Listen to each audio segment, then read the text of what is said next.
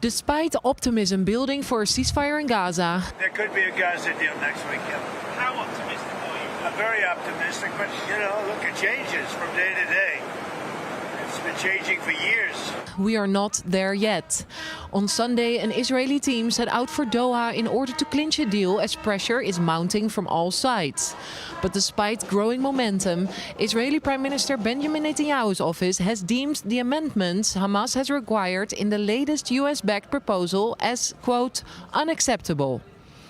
Hamas said on Friday to give a, quote, positive response to the latest framework, which would see the release of about half of the living and half of the dead hostages over 60 days in 5 separate releases. But it is said to want the agreement to say that talks on a permanent ceasefire will continue until an agreement is reached.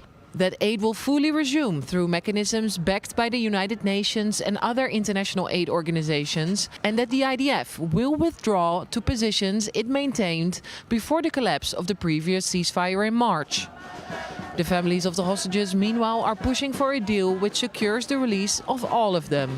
אני קוראת מכאן לראש הממשלה בנימין נתניהו.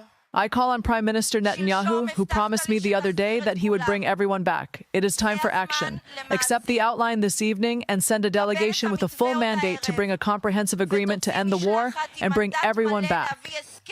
No one must be left behind. This outline must not end like the agreement that blew up because of foot-dragging and petty politics. Politics has already killed enough hostages and soldiers. On Sunday, Netanyahu is heading to Washington to meet with US President Donald Trump. A meeting in which a hostage deal